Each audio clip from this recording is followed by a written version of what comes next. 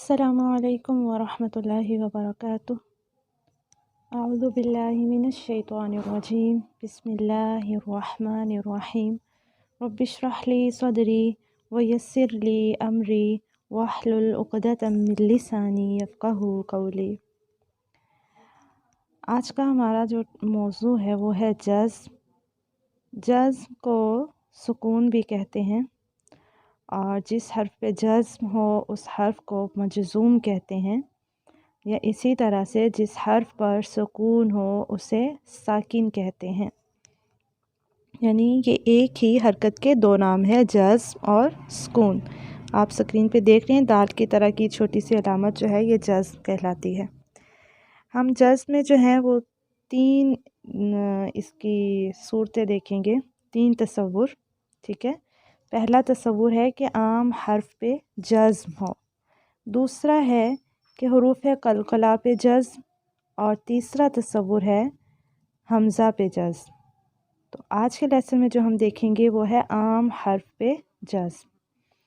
उससे पहले जज़्म की एक कहानी है जो कि आप लोग पहले सुन भी चुके हैं, तो हम फिर से उसे एक बार दोहरा लेते हैं ताकि बच्चों को हम अच्छे से करवा सकें। तो आप स्क्रीन पे देखें, आपको नज़र आ रहे होंगे तीन तरह के झूले बने हुए हैं। तो इसमें पहले नंबर पे है, इसमें जो बताया गया है वो है कि जैसे बच्चों को समझाने के लिए, क्योंकि बच्चों को स्टोरीज़ अच्छी लगती हैं और जो बात हम उन्हें किसी स्टोरी की सूरत में सुना दें तो वो बच्चों को सुनना भी अच्छा लगता है और दूसरा उन्हें याद भी रहता है और उनका इंटरेस्ट जो है वो भी ज़्यादा बढ़ जाता है इस तरफ। तो यहाँ पे आप बच्चों को इस तरह से कहानी सुना सकते हैं कि दो दोस्त थे, एक था अ, एक था मा। हम इसे अलिफ और मीम इसलिए नहीं पढ़ रहे क्योंकि हम साउंड्स को लेकर चल रहे हैं और पहले हम साउंड्स देख भी चुके हैं। अलिफ पे जब ज़बर होती है तो उसकी साउंड होती है अ, और मीम पे जब ज़बर होती है तो उसकी साउंड होती है मा। तो हमने यूँ ही कहना है कि दो दोस्त थे अ और मा, वो बहुत अच्छे दोस्त थे, बेस्ट फ्रेंड थे और एक ही जगह पे वो पारा पढ़ने जाते थे, एक ही जगह पे वो स्कूलिंग करते हैं और एक ही जगह पे वो ट्यूशन जाते हैं और वो जहाँ भी जाएं हमेशा इकट्ठे होते हैं। और जब उन्हें कहीं सैर पे जाना होता है तो भी वो इकट्ठे मिल बैठते हैं, प्लान करते हैं और फिर वो सैर के लिए जाते हैं। इसी तरह से एक दिन वो सैर पे गए और वहाँ पे उन्होंने पार्क में खेला कूदा और फिर उन्हें झूला नज़र आया तो वो झूला झूलने लगे। फिर क्या हुआ, आ ने माँ से कहा कि हम रेस लगाते हैं, हम में से तेज़ झूला कौन झूलता है। तो दोनों तेज़ से झूला झूलने लग गए। फिर क्या हुआ कि तेज़ झूला झूलने की वजह से माँ जो है वो स्लिप हो गया और वो ड्राम से नीचे गिर गया। फिर क्या हुआ, उसके चोट लग गई। तो आज जो था वो क्योंकि अच्छा दोस्त था इसलिए वो उस पर हंसा नहीं, झूला नहीं लेता रहा, बल्कि जल्दी से उसने अपना झूला रोका और वो नीचे उतरा और आके उसने जो है वो माँ को उठाया और अपने साथ लगा लिया। जब वो माँ गिरा था तो उसकी आवाज़ भी रुक गई एकदम। तो अ ने जब उसे साथ लगाया तो वो दोनों एक हो गए, मिल गए और वो बन गया अम। जो अ और माँ दो दोस्त थे वो आखिर में क्या बन गए, अम बन गए। तो यहाँ से एक तो हमें अच्छा लेसन ये मिलता है कि जो अच्छे दोस्त होते हैं वो दूसरों के काम आते हैं, मुश्किल वक्त में भी उनका साथ देते हैं, उन पे हंसते नहीं हैं, मजाक नहीं उड़ाते। और दूसरा हमें एक कायदा पता चला कि जो जज़्म वाला हर्फ होता है उसकी अपनी कोई आवाज़ नहीं होती, वो पिछले हर्फ की हरकत के साथ पढ़ा जाता है। ठीक है, आप इसको और भी मज़ीद खूबसूरत बना सकते हैं टाइम के अकॉर्डिंग, जैसे आप बच्चों का इंटरेस्ट हो उस तरह से आप इसको बता सकते हैं। आगे हम देखते हैं, पहले यहाँ पर जो एक्सरसाइज दी गई है उसमें जस्ट 2 हरूफ जो हैं उनका इस्तेमाल किया गया है ताकि अच्छे से जो है वो उन्हें जज़्म की समझ आ सके। तो यहाँ पर देखिए पेश के साथ मीम जज़्म दी हुई है तो हम इसे पढ़ेंगे तुम। जैसे पहले हमने अम पढ़ा, ये है तुम, फिर है कुम, इस, अल, अम, हुम।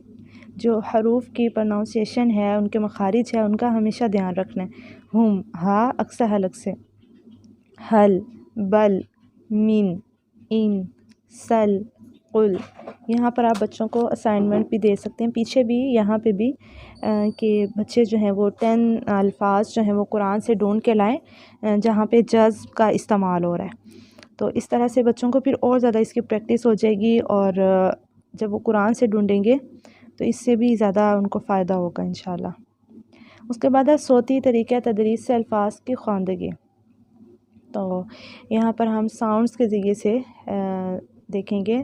पहले हर्फ वाला ज़बर वाला हम हर्फ देखते हैं, उसकी साउंड क्या है फ़, और फिर क्या है कुल, और मिलाकर पढ़ेंगे फ़कुल। आपने अलग अलग बच्चों की जितनी ज़्यादा प्रैक्टिस कराएंगे उतना आसान होगा उनके लिए कुरानी अल्फाज अदा करना। तो यहाँ पे भी आपने कोशिश करनी है कि अलग अलग पहले बच्चे पढ़ें, फिर जो है वो उन्हें मिलाकर पढ़ें। बा दी अल क़ी नियमा, नियमा नहीं पढ़ना, इसे नियमा, ना ही नी आ इस तरह से भी नहीं करना कि आन के ऊपर ज़बर ही डल जाए। नियमा नियमा। अरसला अरसला। अवलम अवलम। अस्लमा अस्लमा। अलग अलग पढ़ते हुए उन्हें लंबा नहीं होने देना, साउंड्स का ध्यान रखना। अस्लामा इस तरह से नहीं करना, गलत होगा। जब हम अलग अलग पढ़ रहे हैं तो आपने तोड़ के पढ़ना है, पहले हर्फ को दूसरे से अलग करना है। अस्लामा अलग अलग, अस्लामा ऐसे नहीं करना। अस्लमा अस्लमा। यग़फ़िरु यग़फ़िरु। अहसनु अहसनु। नअबुदु नअबुदु। यख़्तफ़ु यख़्तफ़ु। नरफ़अु नरफ़अु। अनअमत अनअमत। मरयमु मरयमु। मिनहुम मिनहुम। अलहम्दु अलहम्दु। अच्छा, जब आम हर्फ पे जज़्म है हमने क्या देखा, हमने उसे सिंपल पढ़ा, ना तो उनको हिलाना है और ना ही सख्ती करनी है, बल्कि आवाज़ को रोक लेना है। जैसे अन अमता अलहम्दु, यहाँ पे अक्सर मिस्टेक होती है, अन अमता इस तरह से पढ़ देते हैं हिला के। अन तो हिलाना नहीं है, लफ्ज़ों को तोड़ना नहीं है, जोड़ी रखना है। अन अमता ना कि अन अमता, ठीक है। अन अमता। मरयमु मिनहुम मिनहुम नहीं मिनहुम। अलहम्दु अलहम्दु नहीं अल, ये गलत है। अलहम्दु अलहम्दु। तो देखें दोनों में फ़र्क है, इस चीज़ का आपने ध्यान रखना है कि लफ्ज़ों को हिलाना नहीं है।